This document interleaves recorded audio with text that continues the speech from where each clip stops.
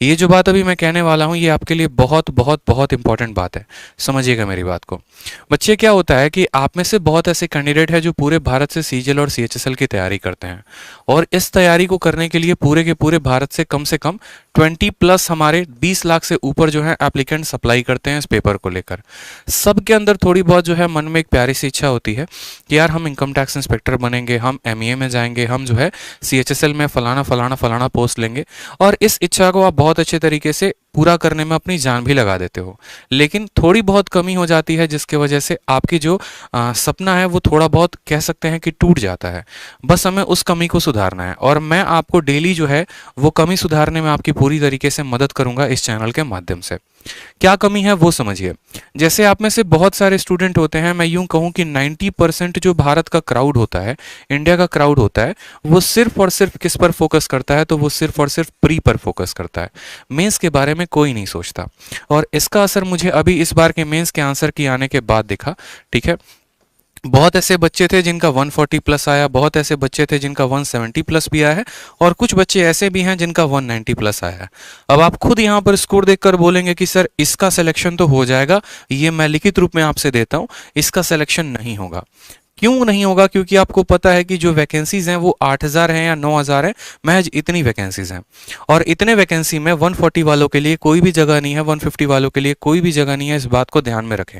यानी आपने एक बात को यहाँ पर नोटिस किया, आपका प्री का स्कोर चाहे 180 था या 190 था या 140 था, वो कोई मैटर नहीं करता है। आपका अल्टीमेट मेंस का स्कोर जो है वो मैटर करता है। प्री का स्कोर मैटर करता है, मैं ऐसा नहीं कह रहा हूँ। प्री का स्कोर आपको एक लीड देता है, एक रेस में वो लीड देता है जिससे आप बहुत आगे बढ़ते हैं, लेकिन मेंस का स्कोर आपसे और दोगुना लीड देता है, जिसकी वजह से आप अपने सिलेक्शन पे कंफर्मेशन का ठप्पा लगा देते हैं। यानी आपको एक बात को समझना पड़ेगा कि जब हम प्री की तैयारी कर रहे हैं तभी हमारे माइंड में ये चीज फिक्स होनी चाहिए कि हमारा मेंस का भी सिलेबस साथ में साथ कंप्लीट होता रहे। क्या होता है यहाँ पर कि बहुत बच्चे इस माइंड को लेकर चलते हैं कि अरे पहले तो हम प्री को निकाल लेंगे, प्री जब हमारा निकल जाएगा तब हम मेंस के बारे में सोचेंगे, और ये उनकी सबसे बड़ी भूल होती है। क्यों? क्योंकि 6 महीने तक लगातार प्री की तैयारी कर रहे हैं, करंट अफेयर पढ़ रहे हैं, जीके पढ़ रहे हैं, लूसेंट उठा रहे हैं, रीजनिंग पढ़ रहे हैं, 60 दिन 60 मैराथन शो देख रहे हैं, बहुत अच्छा स्कोर भी आप प्री में लेके आ रहे हैं, 140 150 भी आप स्कोर कर पा रहे हैं, और इससे आप खुश भी हैं। आप बहुत दोगुने तरीके से मेहनत अब मेंस के लिए करते हैं, लेकिन आप शायद एक बात भूल जाते हैं कि आपके प्री और आपके मेंस में महज 60 से 90 दिनों का ही अंतर होता है। उस 90 दिनों में आपके पास या तो ऑप्शन ये होते हैं कि आप अपने सिलेबस को खत्म करें, या फिर आपके पास ऑप्शन ये होता है कि आप जो है मॉक टेस्ट लगाएं। जब आप मॉक टेस्ट लगाने जाते हैं तो आपके स्कोर कम आते हैं, और उस सिचुएशन में आपको ऐसा महसूस होता है कि यार मुझे सिलेबस को कंप्लीट करना चाहिए। जब आप सिलेबस कंप्लीट करने जाते हैं तो फिर आप लगता है कि सर पूरी दुनिया मॉक टेस्ट दे रही है और हम सिलेबस कंप्लीट करने में ही लगे पड़े हैं। तो इसका सॉल्यूशन क्या है? इस जो पैराडॉक्स है, इस पैराडॉक्स से आने का, जो इस चक्रव्यूह को तोड़ने का जो सॉल्यूशन है वो क्या है? उसका सॉल्यूशन यही है कि हमें जो आखिरी के 90 दिन जो बाद में हमें मिलेंगे, उससे बेहतर है कि हम अभी से जी जान लगाना शुरू कर दें। जितना कैपेसिटी हो हमारा, हम पूरा का पूरा एनर्जी लगाएं, और अभी से ज़्यादा हम फोकस कर सकें अपने आने वाले सीजीएल और सीएचएसएल को लेकर। इसके लिए बार बार बोलेंगे, आपको सबसे ज़्यादा फोकस करना है जो हम पढ़ा रहे हैं उसके ऊपर। ठीक है, जितना भी हम करा रहे हैं वो हमारी पूरी की पूरी वीडियोस को आप देखिए, और उसके अलावा पूरा का पूरा आप रिवीजन भी साथ के साथ करते रहेंगे। रिवीजन के साथ कोई कमी नहीं छोड़नी है। मैथ्स में जितना हम आपको यूट्यूब पर करा रहे हैं भाई, वो आपके प्री और मेंस के लिए काफ़ी सफिशिएंट होगा। जब मेंस आएगा तो स्पेशल सीरीज अलग से निकालेंगे, वो एक अलग है, लेकिन आप रिविजन करते रहो। रिविजन कैसे करना है, एक बच्चा भी फोन करके पूछ रहा था कि सर रिविजन कैसे करें, इतना कुछ है पढ़ने के लिए, क्या करें सर? तो देखो, स्ट्रैटेजी रखो 5:2 का। मैं आपको बता रहा हूँ 5+2 का। ये 5 दिन हमें क्या करना है? 5 दिन हमें पढ़ना है, और ये 2 दिन हमें क्या करना है? तो ये 2 दिन हमें रिवाइज करना है। इस बात को ध्यान रखेंगे।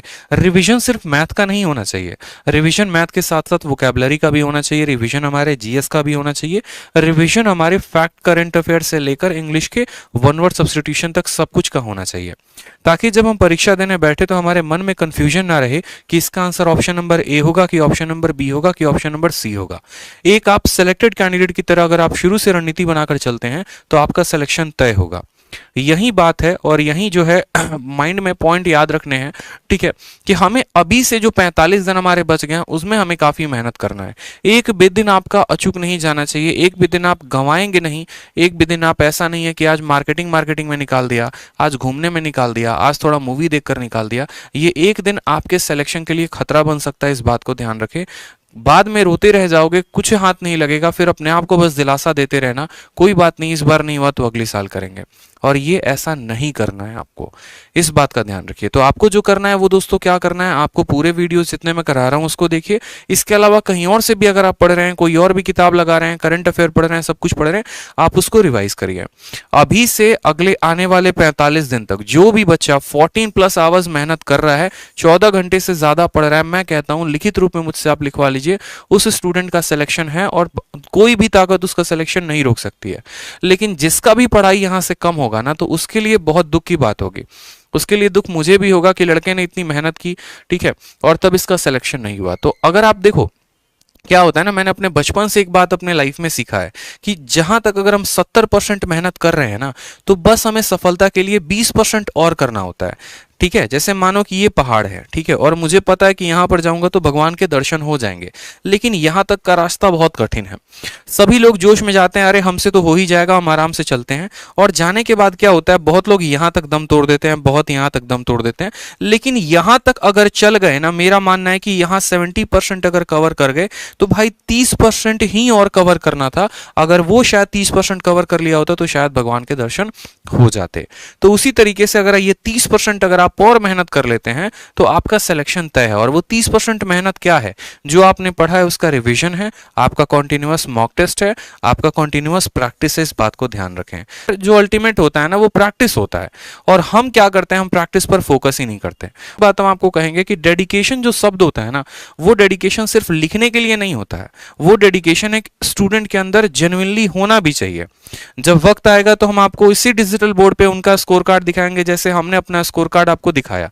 जैसे हमारे हर सब्जेक्ट में, मैथ में 50 में 50, इंग्लिश में 50 में 50, रीजनिंग में 50 में 50 आया था, हमने आपको बकायदा अपना स्कोर कार्ड भी दिखाया। भैया पढ़ना हर बार इंपॉर्टेंट नहीं होता है, हर बार ये नहीं कि बस पढ़ रहे हैं पढ़ रहे हैं पढ़ रहे हैं, काम उससे नहीं चलेगा। बहुत बार क्या होता है कि हमें थोड़ी सी डिफरेंट स्ट्रैटेजी लेकर चलनी पड़ती है। कहते हैं ना कि जैसे किसी भी काम को करने के लिए साम दाम दंड भेद हर कुछ का प्रयोग करिए, उसी तरीके से आप अपने सिलेक्शन के लिए आपको चारों नीति का प्रयोग करना पड़ेगा। ठीक है, मेहनत कर रहे हैं वो बहुत अच्छी बात है, इसके अलावा पूरी दुनिया को जो आपसे आगे बढ़ने की डेली कोशिश में है, उनको भी पीछे करने की कोशिश करिए अपने मॉक टेस्ट के माध्यम से। अपना ऑल इंडिया रैंक भी देखा करिए कि आपका ऑल इंडिया रैंक कितना आ रहा है, आप उनको कैसे बीटअप कर सकते हैं। हर छोटी बात पे फोकस करेंगे तो आपका सिलेक्शन तय है। ठीक है, ध्यान रखिए इस बात का। इसके अलावा किसी भी भाई का कोई भी डाउट रहता है तो इस कमेंट बॉक्स में आप ज़रूर बता देना, मैं पर्सनली आप लोगों के हर एक कमेंट का रिप्लाई कर दूंगा।